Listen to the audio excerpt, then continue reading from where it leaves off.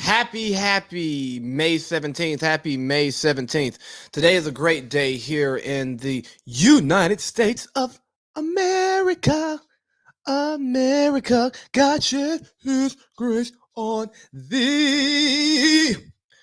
So we're doing a pod right now, and I hope it comes out good because as I'm looking at it, I saw my little Wi-Fi thing up there in the corner, which tells me that my connection's not great, but it's okay. It's back. It's back.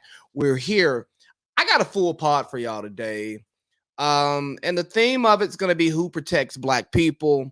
We're gonna close out talking some NBA stuff because apparently I've got to eat my Luka crow because I called him losing Luka and he won a second playoff series in his career. So I guess I got to eat some crow there. We'll see how that goes. But I got a question. I got to do an intro. Hey, it's the big baby, and I'm back. Hold up, big baby. Hold up, big baby. Hold up, big baby. Hold up, big baby. We're balling, big baby. Hold up. We're back. See, I had to do the double hold up because I forgot to do the intro. What is wrong with me? But I'm here. And we are ready to pod. Speak slowly so they can understand you. Who protects black people? It's a serious question. Who protects black people? Do black people protect black people? Do other communities protect black people? Does the government protect black people? Are there any businesses who protect black people? Are there any media outlets that protect black people? Are there nonprofits who protect black people? I'm curious, who protects black people? And for anybody who listens to this, who's not black, or comes from a community or a walk of life who doesn't feel protected, I'm going to go ahead and tell you, I'm not talking to you right now. If you want to talk about who protects you and whoever you are, you do it on your podcast and you have that conversation. By me having this conversation, it's not me saying that you don't deserve to be protected. It doesn't mean that I don't think that you have a valid cause that you're fighting for. I'm just telling you my cause and what I'm fighting for, okay? So take it however you please. But when you're taking it wherever you go, right? Continue to ask yourself the question, who protects black people? Because, I saw, here we go, I saw a very interesting post yesterday, and I ran it on my story. And if I can find it, because I just thought of this post as we're sitting here. Here we go. A lady named Padma Lakshma. Don't know how to say your name. Sorry. I wanted to give you your credit, but I just butchered your name. So I don't know what's worse, stealing your tweet or ruining your name. I gave you credit and I tried to say your name. Okay. Sorry. But pushing forward. Question for the people who are scared of becoming a minority. Why is that? Are minorities treated differently? And we can take that conversation and we can spin it in a lot of ways. I could say maybe that's a shot at the new abortion laws that are just waiting to come out once the Supreme Court tells us where they're headed with Roe v. Wade. I could say that for those who, like what this lady said on Fox News, that her mixed kid stopped doing chores around the house because he was being taught critical race theory in his school. I promise you, a chore age kid is not getting a high level of critical race theory. And again, if you read and understand what critical race theory is, maybe you'd understand that there is an inverse that is infused into the things that we're learning and the things that we were taught because of the perspective in which they're coming from.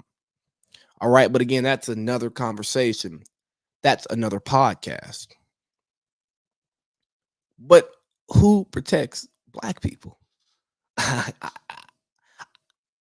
looked all over. I couldn't find nobody. I searched high and low. I still couldn't find nobody. Nobody to protect black people. I mean, there's a group of us who would say God and the church. And I'd say that, well, how good of a job is being done? Hold up, Big Baby. Hold up, Big Baby. Because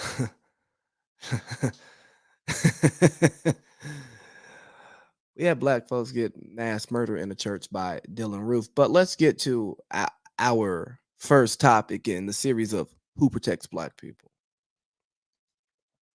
I want to start off by saying rest in peace to the victims of the mass murder, the racial based slaughter of black people in Buffalo, New York.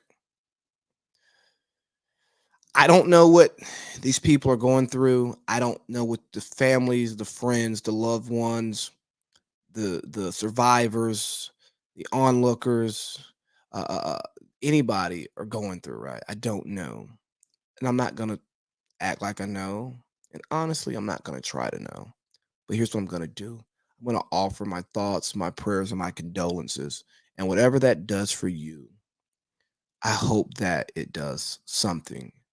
And if not, hopefully, this conversation that we have today can create actions that will give you some type of solace that your loved one may have not have died in vain. And I say may not have died in vain because this could just be another case of the George Floyds, right? We act like we care, we talk about it, and then we don't. And it happens again, right? All right, so condolences, thoughts, prayers, love, whatever I can offer from here to you all, I'm giving that. Okay. So yeah, we're all aware of what happened. Was I think 27 people were killed at a supermarket in Buffalo, New York, by a little racist fuck. And it's sad. It's unfortunate. Apparently, there was a non-black person, maybe a white person, who was scared, and he apologized and did not shoot them. The weapon that he used was full of different racial things, including the N word. He was a man on a mission to kill black people, and in that instance, who protects black people? All right, so let's think about this because I've saw the recurring post of the various unarmed black people were killed by police officers, and the various white mass murderers who were able to just get arrested and they get to see their day in court. Now, each situation is different. Each person is different. Each group of police are different. And I'm sure if we broke down statistics of the number of black shooters versus white shooters who make it out, there can be a stat that accurately paints the picture to us. Okay.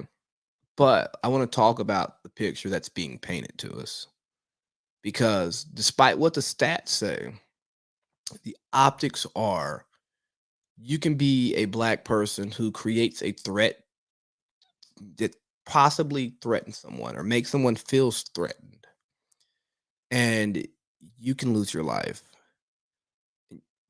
But you could be a white person who takes lives and you get to see the judge.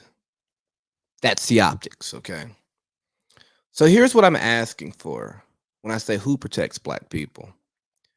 I'm not asking you to kill the white mass murderer on the scene. I'm asking you to use the same grace, the same understanding, the same caution in making an arrest when someone who looks like me is guilty of whatever the crime is. I mean, because if you look at the stats on mass murderers, true mass murderers, right? There's like a certain description that hits most of them, okay? And if you want to know what that description is, just type it in. I don't fit the description of a mass murderer. Now, some say a mass murder is three or more, but you got to understand that a lot of three or more victims could very easily be a shootout, and it's directed at a group of people, right? It's not necessarily the mass murder in the sense where you're just pulling up on innocent victims and you're just spraying because you don't like something about them. That's crazy. So yeah, just let's use the same grace, the same understanding, the same discernment when apprehending someone who looks like me who may or may not be guilty of a crime. Okay? That's one thing. His family is claiming mental illness. And we talked about mental illness last week. We talked about mental health issues last week. And we talked about it maybe 3 or so weeks ago. And I said, so what? Last week I said it's a reason, not an excuse. The pandemic may have had may have had a negative impact on this person. Maybe some of the things that happened triggered him to lash out against black people.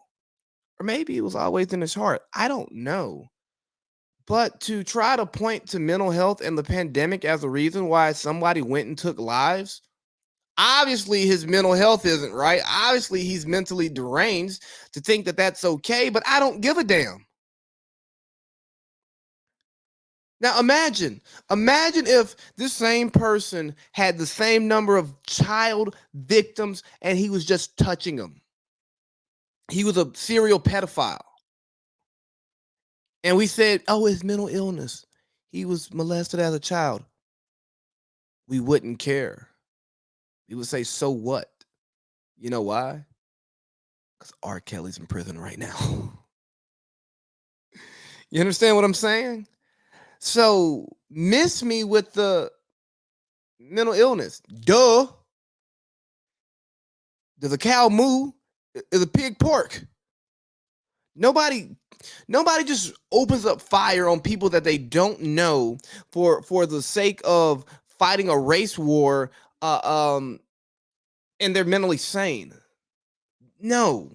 But let's get to some posts that were talking about it. Everyone's favorite I don't know, social media police, not policeman, civil rights leader Sean King. He goes, I blame the local, state, and federal government of this nation for failing to take white supremacy seriously after having full evidence that it is the greatest threat to the safety and security of this nation, yet still devotes microscopic resources to interrupting it. This man openly admits that he was motivated by white supremacists online. He praised white mass shooters online, mapped it all out online over the past few months, saying exactly what he would do.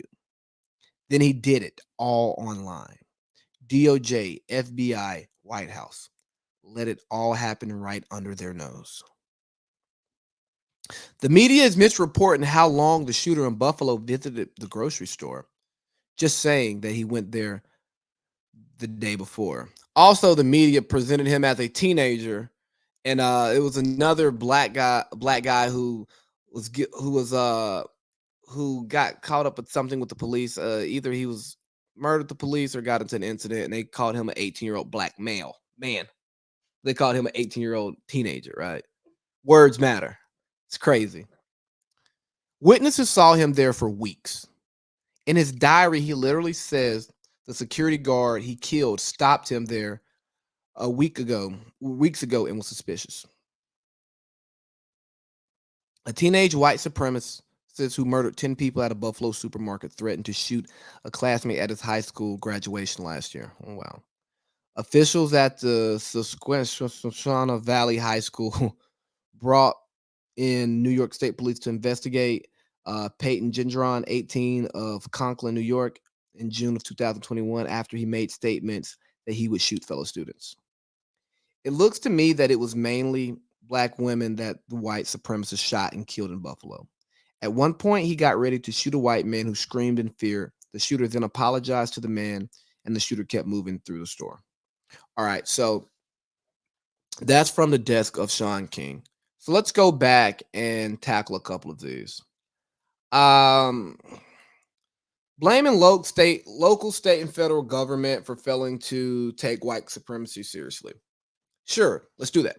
Let's blame the government for not taking white supremacy seriously. Then I'll say, look at the government and look who makes those decisions and how do those people look and what are those people's ages and what is their perspective. Because here's one thing about, fighting against white supremacy.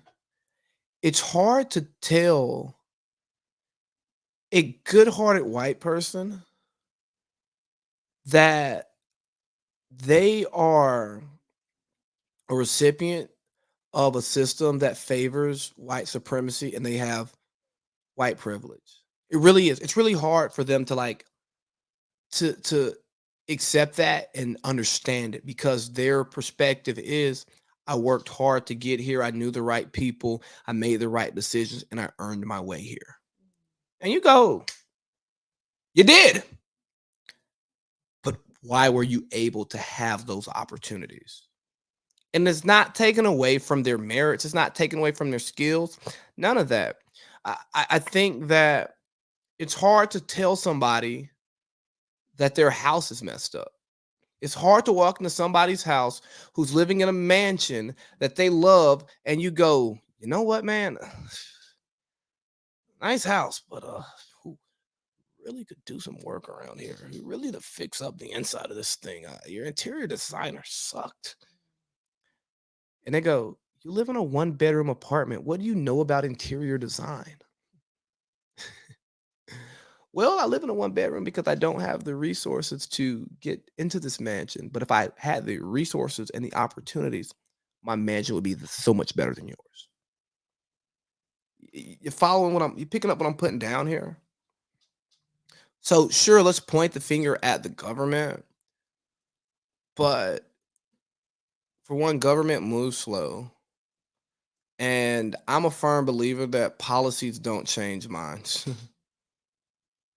You can what policy do you need? People are talking about we have to pass this anti-lynching bill now. I mean, murder's still a crime. like, call me crazy, but a murder is a murder is a murder is a murder. And if we are giving out life sentences and the death penalty for murders, what does adding the hate crime aspect do to change it? Now, maybe there should be policy towards hate crimes that don't end in death. Maybe you make that sentence worse, you make that punishment worse, or you do some racial immersion training. Oh, we love that, right? But when we're talking about death, we're talking about mass murder. Oh, bro, lock them up, throw away the key. I don't know what else to tell you. Or hold on, let me turn on my my open-minded brain, right? Let's get this kid evaluated. Let's get him rehabilitated, and let's punish him as well. I don't think that all of those things should operate in their own little lanes, right? I think that part of the prison, going to prison, you should be punished, right? Like you steal from your mother's purse, it may be the last time you steal. You may not do it again.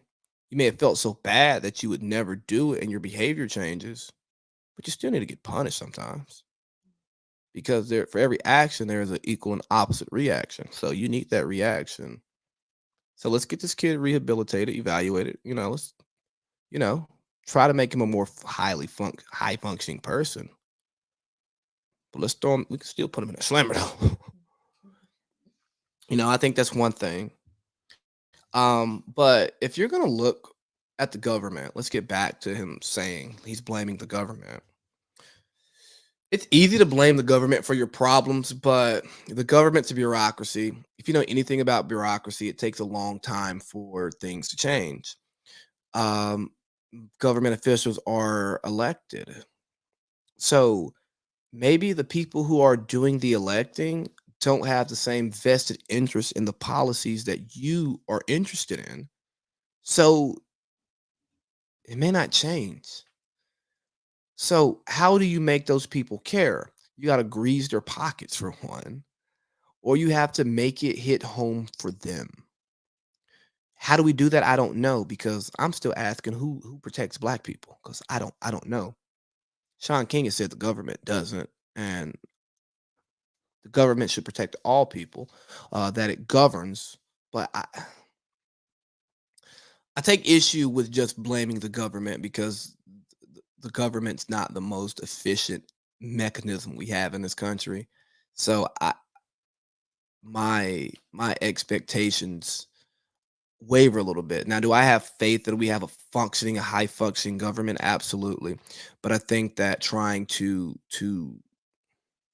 that's a stretch. So who do we blame? I blame the person. I forgot who it was, but they had a post and they said when someone that young commits a crime like that the family should also be subject to some type of punishment. And I sat there, Hold up, Big Baby. Hold up, Big Baby.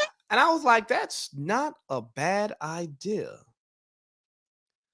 Because one of those shootings, I forgot which one it was, and I talked about it on here. And he stole the family guns, but he had all of the stuff on his wall. He like worshiped Columbine and stuff. And the parents were like, "Well, we didn't know because he never let us in his room."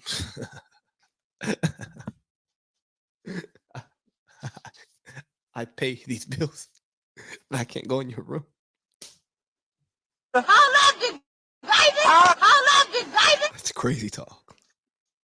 But I think there should be a level of responsibility cast on the families because if a 19-year-old steals from his dad's liquor cabinet, gets drunk, goes out, drives, has an accident, and he hurts somebody, guess what? That dad is getting charged with a crime too because it's the parent's job to take care of to ensure that the minor, right, is following the law. So what's the difference here? Was he still living at home with his parents? Yeah? No? Maybe so. I don't know. Then yeah, there should be a level of responsibility. Now, do I think they should bear the entire no. No, no, no, no, no, no, no. But he they should take something. And I misspoke earlier. It's 10 victims. I apologize. He was 10 people that he killed. Needed to make sure I got that number right. But yeah, it's sick. And I mean, come on, man. Come on, man. We got to get these people off the streets. We got to get these people rehabilitated. But I ask again, who protects black people? I know one outlet that doesn't protect black people, and it's these BS black blogs. You know, your shade rooms, your Hollywood Unlocked, your spiritual words, or all of that stuff. A lot of these black media outlets do absolutely nothing to protect black people.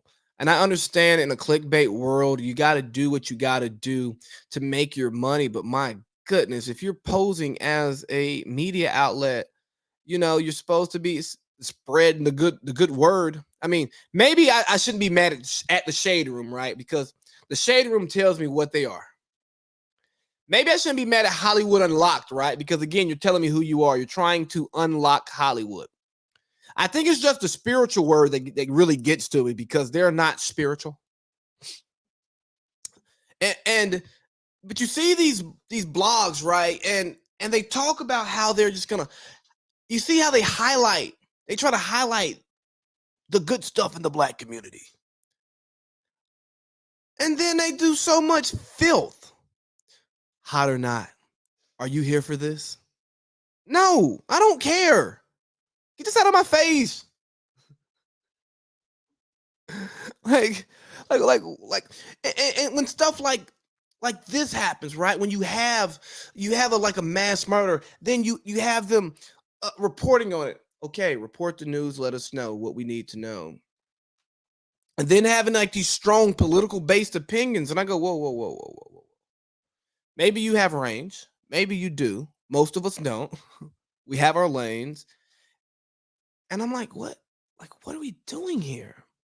Because very little I see on those pages present my people in a positive light. I mean, sure, it's funny to watch them throw heels at each other on Jocelyn's Cabaret or whatever the hell they do there. Like, it's entertaining, but it's also marginalizing our people. I mean, hell, I found out about Black Lives Matter and their shady business through the black blogs. Thanks for reporting the news. Thank you. But then I go, what's your agenda here? There are many, many, many different nonprofits who launder money. All right. They take their donations, they feed their people, whether they put them on payroll because you need money to get people to do work, whether they pay these consulting fees. People cover money, hide it, play with it and through nonprofits. That is a thing. But I think when you report on Black Lives Matter and like the house, I found out about the multi-million-dollar house from the blogs, and now I'm seeing that people are getting paid hundreds of thousands up to millions of dollars because of their personal relationships with people. I go, that's business. That's business. I mean, if Nike, Adidas, named the NFL, the NBA can capitalize off of black hurt and white guilt, why can't we? What's the difference? Ooh, we want to tear down Black Lives Matter. Now, I personally don't support Black Lives Matter. It's not an organization that I support. I support the sentiment, not the organization. But I didn't lose any sleep over what they did. Now, if we're gonna speak, if we're gonna put this in a vacuum, that's trash. Like, you're using black hurt to get paid and get rich, and you're capitalizing off of it. Yeah, that's terrible. And you and God and whoever else you want to talk to, y'all can go handle that. Like, I have no dog in this fight here. But as a person with a podcast, I'll say, I mean, shit, good on them. They came up. More rich black people in America. Maybe that makes a difference. But I think for the ones who are shocked and appalled by this, reporting it as if it's not common with nonprofits, I think you should pull your head out of the sand a little bit and live and understand what's happening out here in this big bad world. That's not inside your echo chamber. That's not inside your algorithm, because it's happening everywhere. And if you're here to just tear down a positive black organization, I would ask, what are you actually doing here, you BS black blog? Because I'm convinced too. I'm convinced these blogs are financed by anti-black people, and they incentivize them putting out negative black propaganda. Like I truly believe that, because I go, there is nothing good coming from this. I won't say nothing. Very little good coming from it. I mean, these are the people who are reporting Kevin Samuels is dead before his mother knew. Hey, shoot a courtesy, like get if you got that information, you can get the family's number.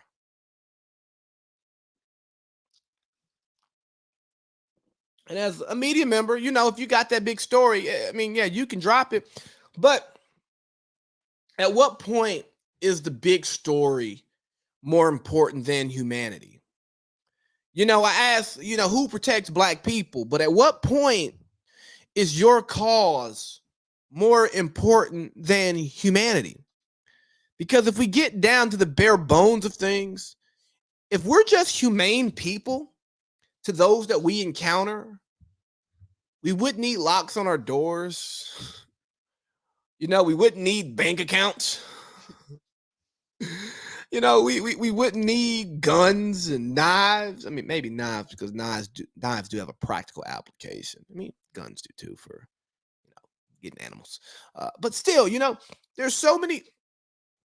The world would be so much more safe. Maybe we'd have just Wi-Fi everywhere.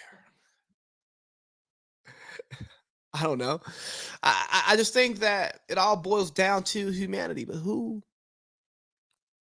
protects black people? Sometimes I think black culture doesn't protect black people, because black criminals get more love than black law enforcement. Just think about the criminals that we praise. We yelling free so and so and so. We saying fuck the police. Well, sometimes so and so, your cousin, your brother, your mama, your daddy, you need to be locked up because you're a criminal and you are taking away from society. So we need to get you away from society so that we can continue to improve as a society. And,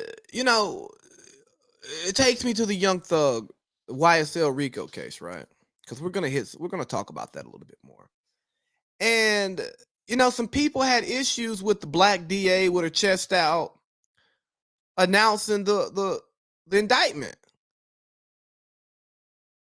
And at first I'm like, dang man, she's just locking up black. Well, no, that's her job. And if these people are doing what they've alleged to have done, they need to be off the street. And she should be praised for getting these people off the street, having the intestinal fortitude to stand up against a machine that's going to push back on her, decisions that aren't going to make her popular. I mean, come on now. You got Thug and Gunna locked up in Atlanta. The city don't like that. The record labels ain't going to like that. You got RICO cases against Lucci and them. The city's not going to like that. The record labels aren't going to like that. But if we want to have clean streets and these people are criminals, I don't care if they're being targeted. They're criminals. They're breaking the law. And now I'm not a fan of the RICO statute because I think it's weak. I think it's lazy cop work. But I am a fan of getting criminals off the street, making it safer for law-abiding citizens.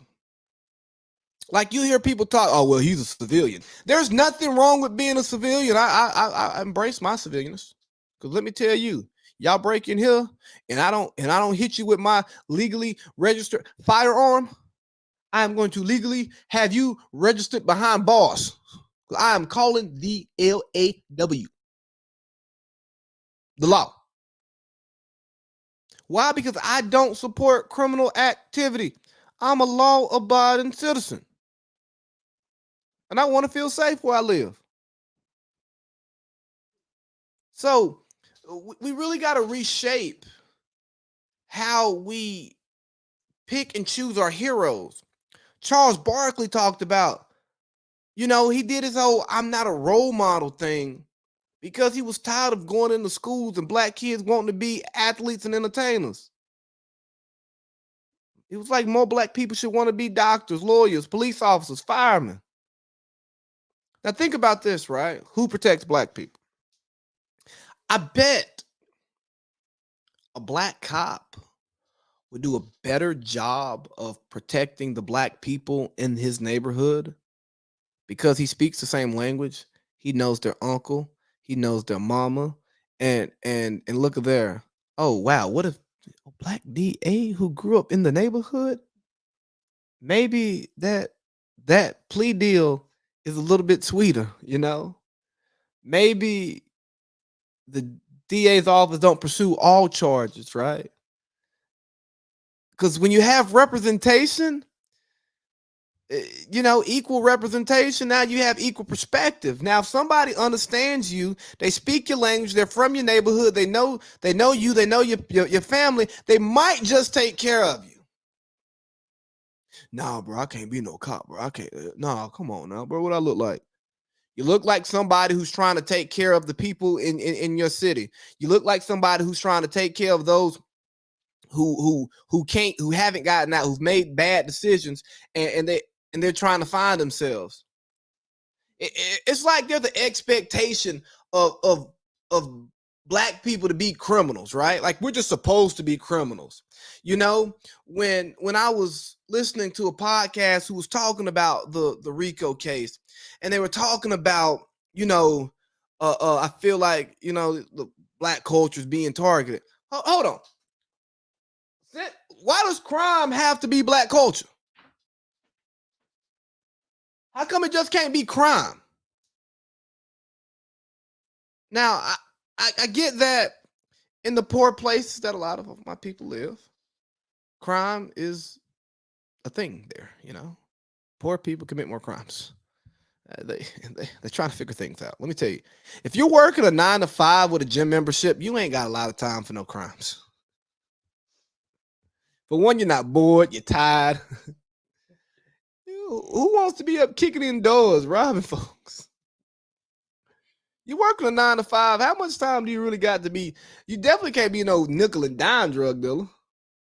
Now you might be able to move like heavyweight, But you ain't got time to be nickel and dime in here and there because you got to be available all day long. No, I'm on the clock. Now, by no means do I support these careers, but I'm just putting it out there, right? It takes it back to the minority thing, right? What's wrong with being a minority? What's wrong with being a weed dealer? We got all these legal weed dealers now, but we still got folks locked up. Can we reverse those? We talk about like reform and laws we need passed. Here's what we need: we need to free, in the states where weed is legal. Anybody with a weed conviction, a nonviolent weed conviction, let them out. And if they have a violent weed conviction, drop the weed piece, let them serve out the violent piece. Because come on, man, we got corporations making huge money on cannabis, and we still got folks locked up. But who protects black people? I'm starting to think nobody, because we don't protect ourselves. And if we don't protect ourselves, how do you expect somebody else to protect you if they aren't you? They don't have the same investment in you.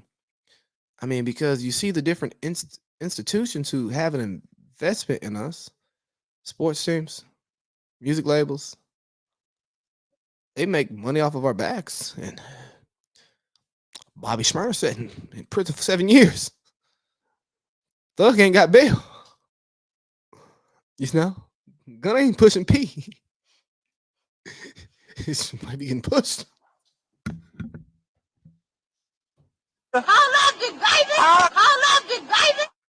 But I think we have to change the lens in which we view ourselves. We have to stop stop asking other people to protect us, and we start protecting ourselves. Once we start protecting ourselves, you protect yourself individually, and then you protect your household, and then you protect your neighborhood, and then from there we grow networks of people who take care of us, and we have an investment in the things that we want to see in our communities, and we invest in those, and we build those up, and we build. You got to get leverage, you got to get a voice, you got to get money, you have to have the resources behind you in order to be heard. And if we're not willing to unite around some common values to make ourselves heard and have our presence felt, I'm gonna come back on here in a couple months and have the same conversation on this podcast.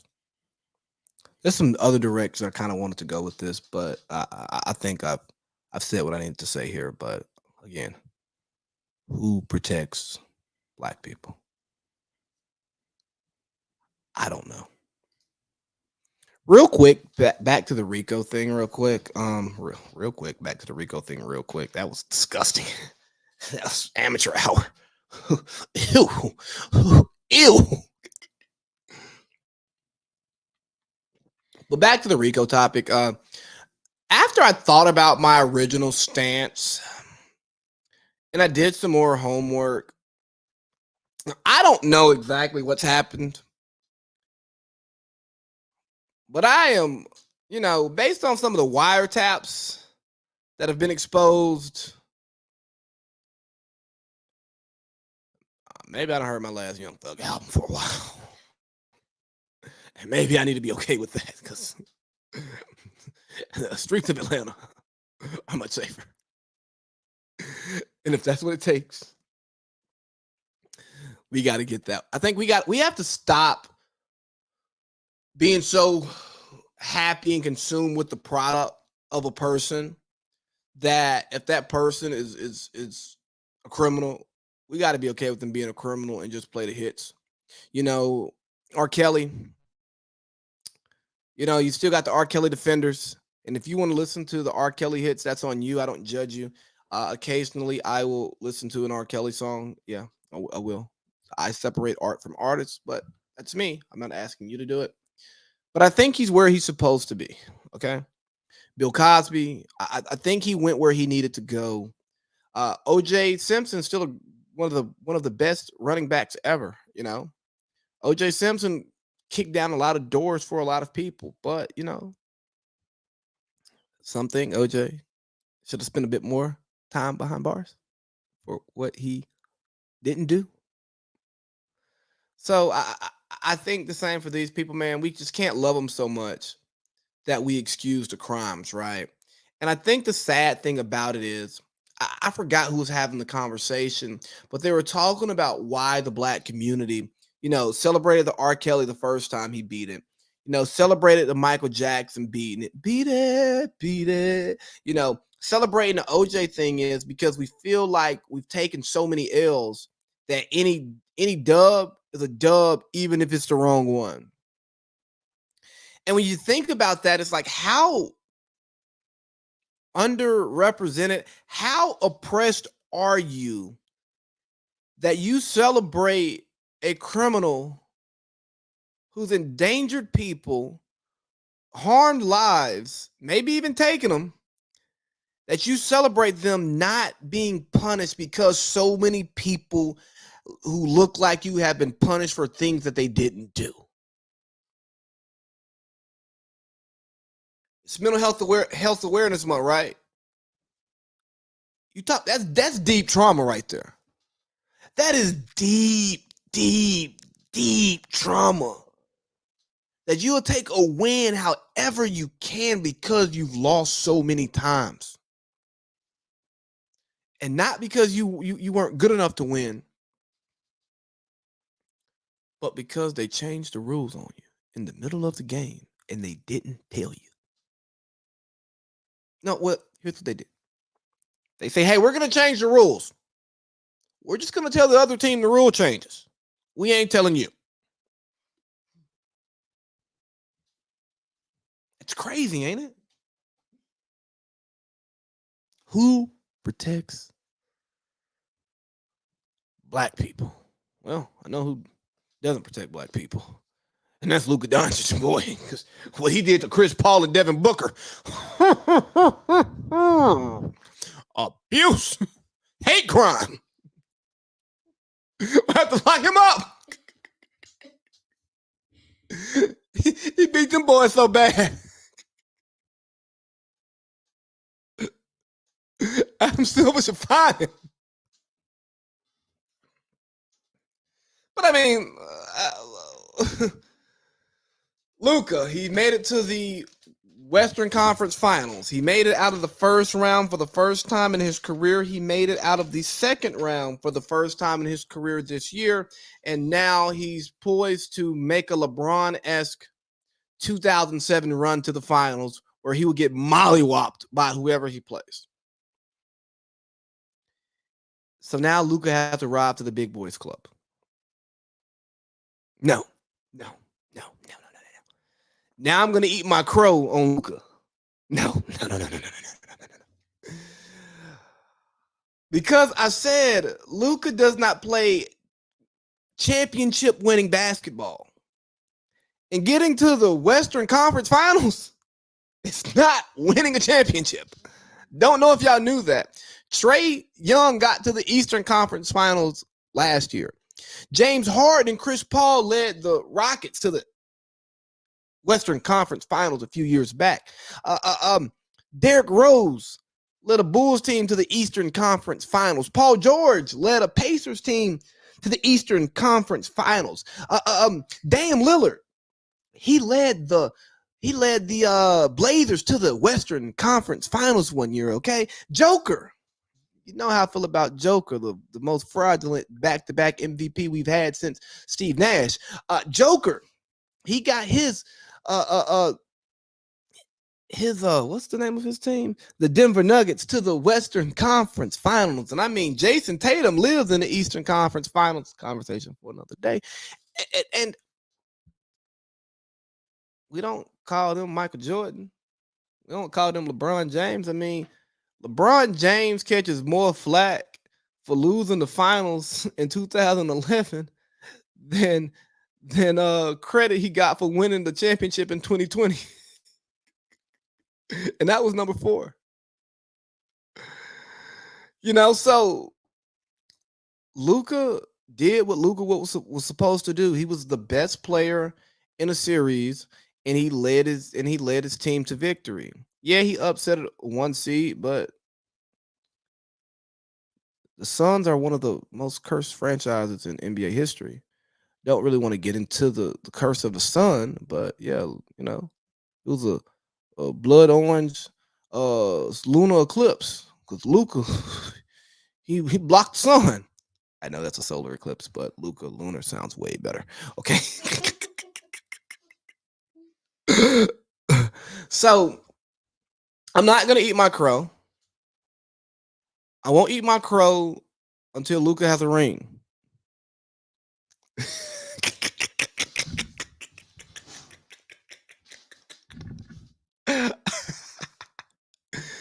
Because getting to the conference finals, man, that's great, but that doesn't get you into the big boys room, you know. But the Suns, man, the sun really shined bright, didn't it? Not really. Chris Paul was awful after game 2. He did what Chris Paul does. He disappeared in the postseason, man. And not that he always disappears in the postseason, because he doesn't. A lot of times he gets hurt. Chris Paul's 37. He's a small guard. I told y'all you can't, you don't win championships around small guards. You don't typically win championships around 37-year-olds. Chris Paul has to be better, but I'm not gonna pat Bev here. Like, he's Chris Paul. He's still the point guard. He is still the best point guard of my basketball watching life. Okay, and he had a bad series. And you know what? He has a playoff resume that isn't the best. He's lost 7 series where he was up 2-0. It's not great. It's not great at all. But I mean, my bias is showing right now. Devin Booker is who we thought he was. Pre-Chris Paul. Back when we said good stats, bad team. Back when we said, Book might need to get out of there. You can't build around Book. He couldn't get a shot. He was very inefficient. I mean, that's who Devin Booker's been. And when Chris Paul's game wasn't elevated to the level that it needed to be, Devin Booker couldn't step in. So when y'all were saying, how is Devin Booker the best player on a 1 seed and he's not in the MVP conversation? Because he's not an MVP. He's not the best player in the league. He's not the most valuable player in the league. He's not a top 5 guy. Does he make first team All NBA this year? Maybe, but he's not that. Sometimes we get so caught up on the winning of and the losing of the game that we forget who the players are. Sometimes we try to equate a player's ability to team success. And sometimes that player is just a really good player at what they do, and they have a really good front office who puts a team around them to do the things that makes that player play to the level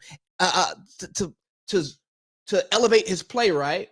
And not so much that they elevate their play, is that he was scoring 20, 23 a game on a losing team. Now they have better players. He's scoring 25 a game on a winning team. And we go, oh, he's playing winning basketball now. No, he's not.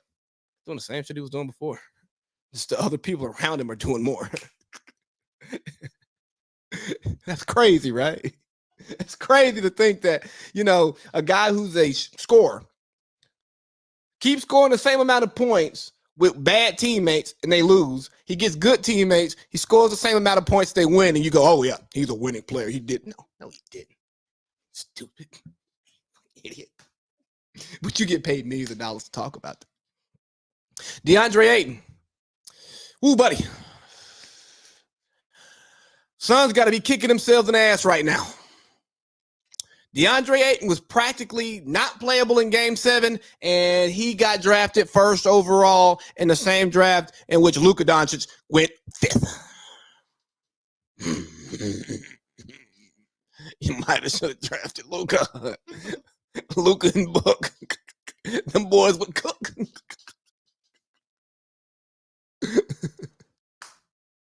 Booker.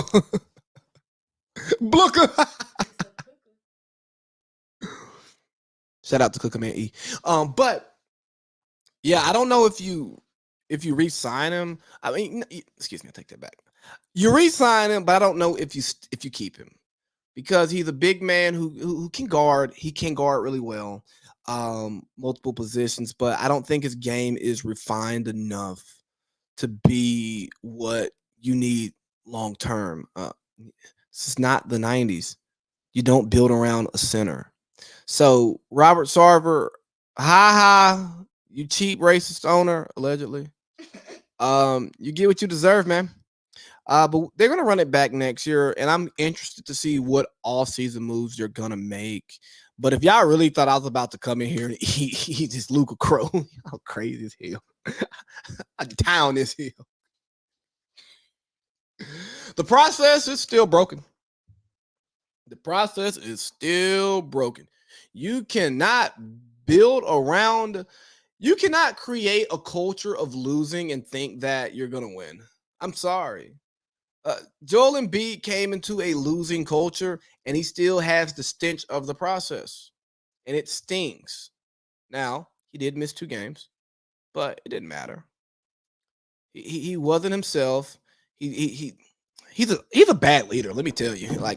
And there have been talks about his lack of basketball intangibles that he doesn't have them. But he said, "Man, we need a tough guy like PJ Tucker."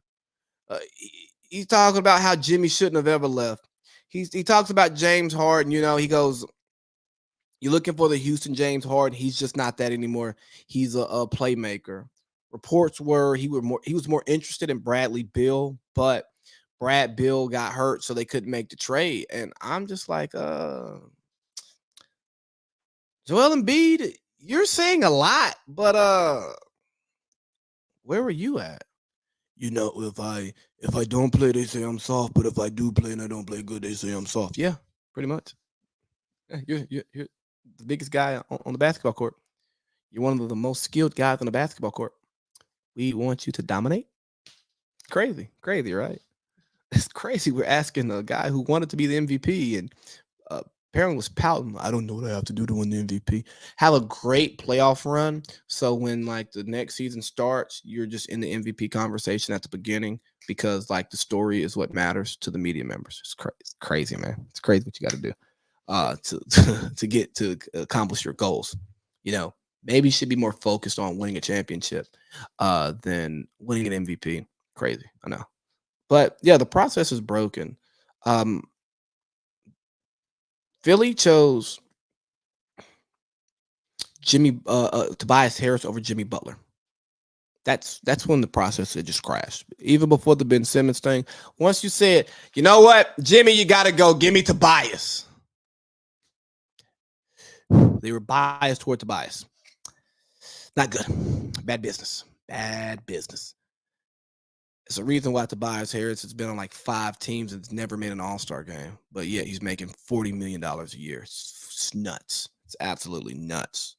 You know, speaking of nuts and contracts and $40 million a year, James Harden is due to make like 47 next year. And if you re-sign him to the extension, you're gonna like sign him to almost $250 million. Yeah, sign him. Sign him. Here's why you sign him. You gave up too many assets to get him. And if he walks out the door, you get nothing. Or maybe James Harden came over in the middle of the season and the roster, right? We talk about these rosters and these teams, right? The roster wasn't suited for James Harden to be on that team. So then Daryl Morey, who built a team around James Harden before and won 60 plus games, got to a Western Conference Finals. Maybe he puts the right shooters because they don't have shooters. He puts the shooters around James Harden and the defenders around him and Embiid, and then they come back next year, and James looks like the James that we're used to seeing. It's crazy about how like fit happens, right? Maybe his first step isn't what it used to be. That's fine. People get old. He's in his 30s and he likes to party. So yeah, I get it. You don't move as fast as you used to. But when the pieces around you don't fit either. I mean, look, it took us like 10 minutes to get these boxes in the closet earlier today. Why? Because one little piece of one thing that was in a box was up. So we couldn't slide it back the way we wanted to because so we couldn't get the other box in, right? If the pieces don't fit, then it's not gonna work. If the pieces don't fit, then it's shit. But let me get to the perfect attendance team of the NBA. The Celtics. The Celtics are the perfect attendance team of the NBA. You think about perfect attendance, right? It's an awards they give out at awards day in school, but it doesn't speak to how good you are. This means you're there. Oh, well, you're in school every day. Here's a certificate. What would you rather do? Be on the honor roll or get perfect attendance? Honor roll for 500 there, Alex. And that's what the Celtics are. They are the perfect attendance team of the NBA. They show up every year. They're consistent, but they don't really make the honor roll, right? Not the valedictorian. They're not the salutatorian. They're not magna cum laude. They're not summa cum laude. They're we can guess. I guess we could give them cum laude. Yeah, they're there, but they're back in the Eastern Conference Finals again. I think this is Jason Tatum's like 3rd time in the Eastern Conference Finals in his like 6-year, 7-year career. And I saw a stat that said the Celtics are they've been in like half of the Eastern Conference Finals in history. But since Larry Bird left, and in my lifetime, they've won 1 championship. They had that one year they made the honor roll in like 35 years. It's like, the kid who somehow made the honor roll one year. No, we're gonna do this. We're gonna do. He made the dean's list one year in college because he took 2 PE classes. He retook a class, and then he was in like uh uh some BS like underwater basket weaving, and it was like, oh, 3.9, what 3.8 this semester. What happened? Oh, I took a bunch of bullshit. So I'm not hyped about the Celtics beating Giannis. They didn't have Middleton. And I don't think Bud's a great coach. And Giannis was inefficient. Ime Udoka can coach. You're in the Eastern Conference Finals. Again.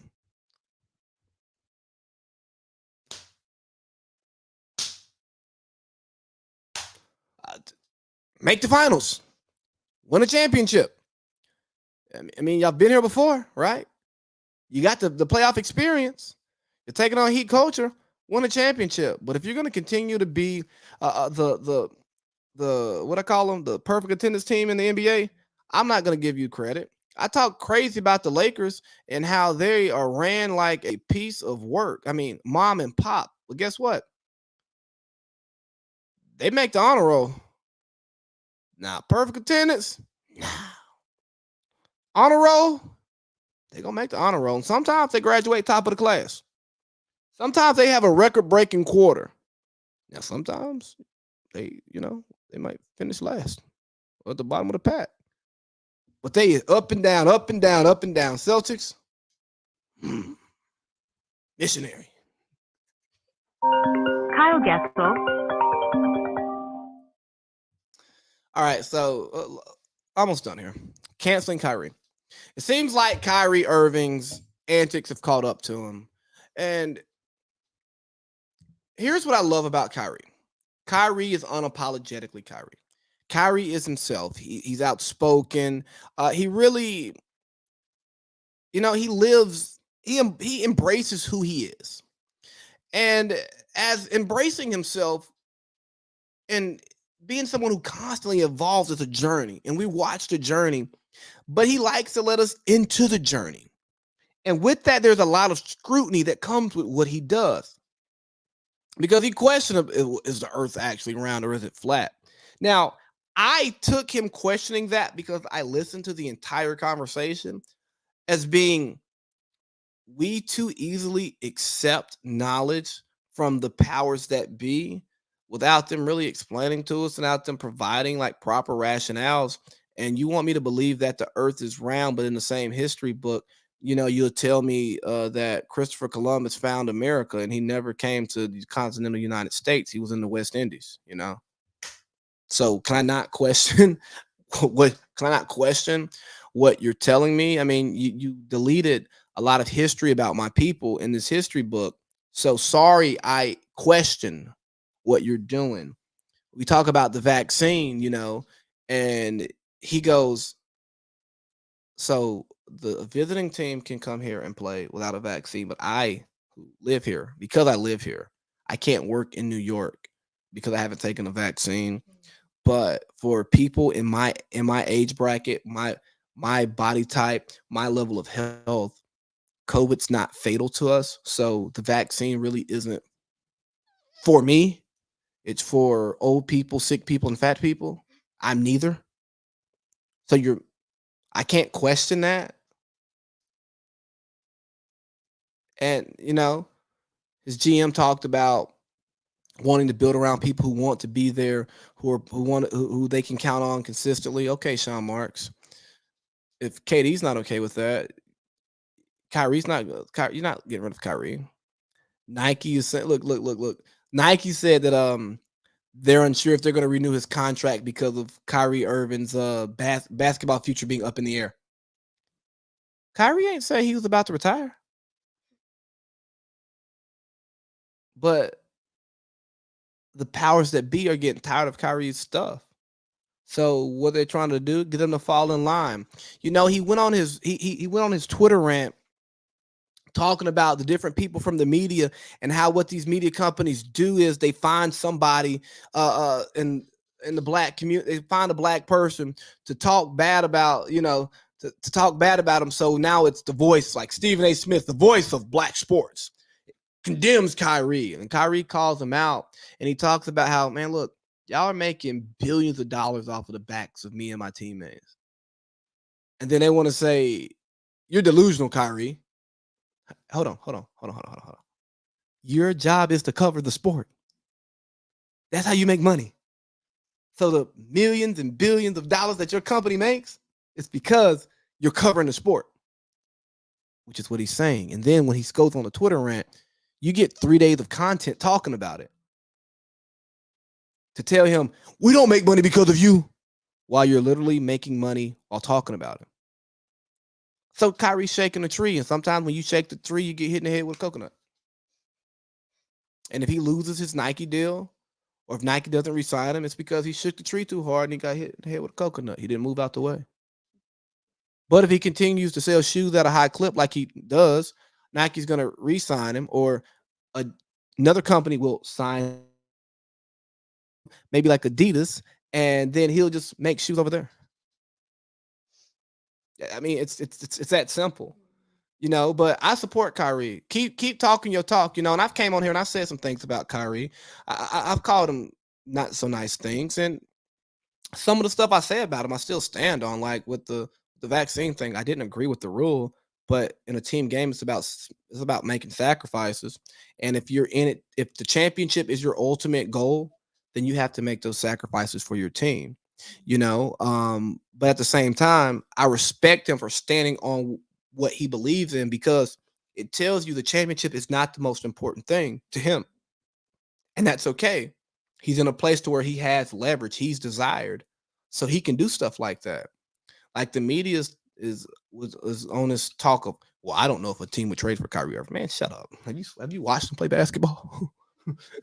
I've seen the brother play. I mean, he has the smoothest left. He's the best below the rim finisher in NBA history. I love him, but I wouldn't trade for him. Okay.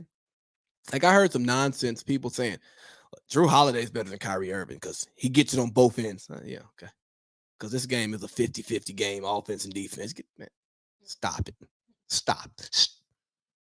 If a GM came in and said, okay, we got the option of Kyrie, Drew Holiday, and you just go in a vacuum. I'm not talking about team fit. You go Drew Holiday. Sorry, no Kyrie. If I'm the owner, You're fired. You're fired. You're fired. You're fired. You're fired. You're fired. You're fired.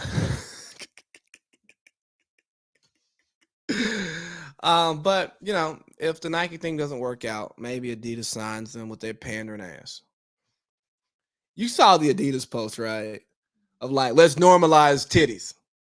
Sure, let's normalize them. I mean, male breasts and women's breasts, they look the same. Women's are just heavier, bigger for most of us, and they can't, you know, because they got to produce milk and stuff.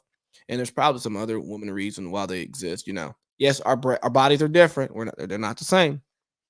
But everybody's like, yeah, I stand with Adidas. I stand with Adidas. Adidas is pandering.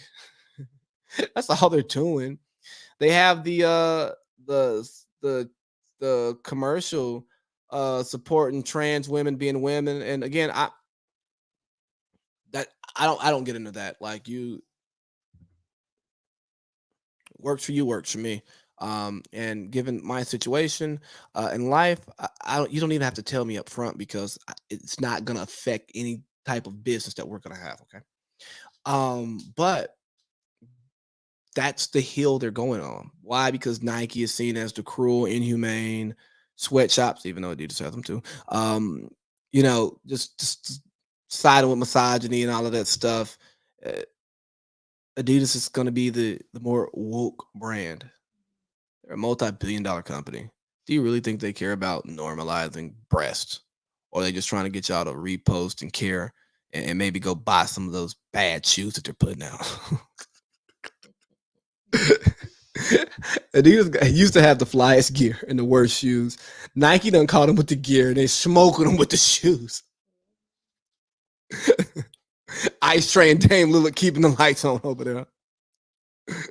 Which both of them have some actually nice shoes, and James Harden too. I just, you know, I don't have any Adidas socks, so, or any Adidas shorts, t-shirts. So I want y'all just need to stay woke, stay vigilant, because they're pandering. They're pandering. But can I get you to chime in just real quick? Should we normalize women's breasts? Like, should you be able to go to the beach just like me? You know what I'm saying? Bottom on, top off. Yes and no. I don't know. Do you care? I don't care. Like, does Yeah. wearing a bra or a bathing suit top like make you feel restricted as a woman? Like you're less of a woman? Bras do sometimes, yeah. Well, you do got some big knockers. But no, I'm more of a health kind of person, and I just rather protect the titties. Oh yeah, well, You don't want them jumping around everywhere and causing big impact on them. You need that support. oh, it's bad on your back too, huh? Just to have your Mhm. tits just hanging down to your stomach. Yeah, you need that support. You know, But I don't mind either way. Like, I don't mind seeing tits or not. Like, do what you want to do. I mean, y'all It show doesn't 'em. bother me. Y'all show them on Instagram, anyways. It, Not y'all, but they do. Yeah, other people do. Yes. you know, I think sometimes we get so caught up on being like socially aware and woke that we forget things have a reason. Like, part of walking around like with underwear on and clothes on, it's not because we're just sexualizing a butt and a penis or a vagina. It's that those things also need to be protected from all of the outside stuff because they're entrances. And it's not like your mouth that you can close. Let's close my eyes. That you can just close, or your eyes that you can close, or even like your ears that are positioned in a way that it's hard for stuff to get in there. I mean, but like, a light tap on the nuts hurts. Like, imagine just walking around with no covering on and the amount of impact your nuts are gonna take. Or what if you sit on something dirty and now you're going up your butt? Right. Like, what was it, Megan Fox or Julia Fox, whatever that chick's name is, the one who was with Kanye for like 2 days on Hidden Gems. She was on Hidden Gems, or Uncut Gems, sorry. And she was like walking around like she went to the grocery store in her bathing suit. If it's okay for the beach, it should be okay for everywhere. Well, sure, but part of us being covered is protection from, I mean, you might run into something and now you got a cut on your stomach. Well, if you had a shirt on, it wouldn't have cut your stomach. It would have caught your shirt, or you sit down and something gets in your cooch because you only have one layer of protection. That's nasty. Or what if you get moist or something? You just have a random moisture outburst. Now you got like little woman drip and we can see it, or it's coming down your leg or some stuff, and that smell is super exposed. You know what I mean? And not to say that she stinks or anything, but I mean, just wet vagina has a smell. Yeah. Um, or what if you like don't wipe enough times? Sometimes that happens. Or you had that like wet fart, and then you got a little something back there. We need to go wipe. Now you walk around with a wedgie up your butt because you had to boo boo or you had to fart, and now like we smelling it because again you don't have the layer of protection to keep like that stuff locked up. You know, I, there all restrictions aren't restrictive. There's something behind it, and I think we've got to remember that when we're doing this stuff, man. I I don't know, man. I we're just losing sight of like a lot of important stuff in life, and it's kind of scary. Um, Yeah. Kind of like an impromptu topic ish that I saw, and I saw this thing post talking about a soft life, a life of ease, peace, comfort, intentional happiness. It does not require struggle, love, stress, and distress. It consists of mutual relationships, care, clarity, and self care. Yet no one is living a soft life. I think this soft life concept is fake. I don't believe in it. And in Mental Health Awareness Month, right? I think that we got to get away from these soft topics. I saw a post talking about black excellence being unattainable and how we should be happy not trying to strive for that, and we should just want to live stress-free lives and all of that. Yeah, excellence isn't for everybody. And if you don't want to be excellent, that's fine. You won't be. If you want to live a stress-free life, you won't do that either. But I get to strive for greatness adds levels of stress that may not be necessary for survival. But to try to get away from striving to be the best at what you do, if that's what you're into, there's nothing wrong with that. Everything has a trade-off. If I'm working 9 to 5 every day and I'm potting 3 days a week, I am telling you, hey, we're not going to spend as much time together right now because here's what I'm working on. Or if I say, hey, the biggest focus is the family, then that's going to take me away from the pod. It's going to take me away from work at times, like maybe I don't stay that extra 30 minutes or go in that extra 30 minutes early to get this stuff done because I want to make sure I have family time. There's trade-offs. Like this idea of just perfect balance, it doesn't exist. It's unattainable.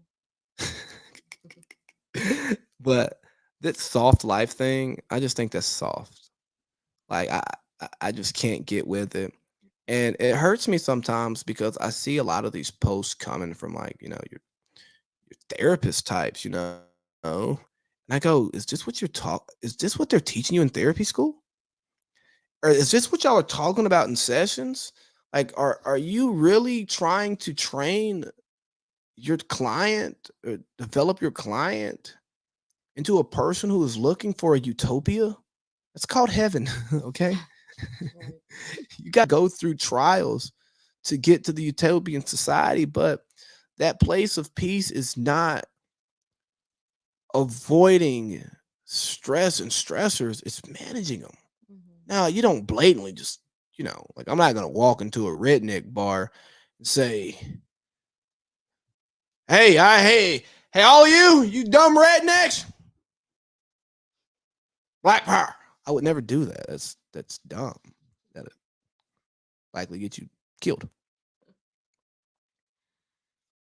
But if I'm around a bunch of rednecks, I got to know how to deal with them and have a conversation and learn because all rednecks aren't racist. Right.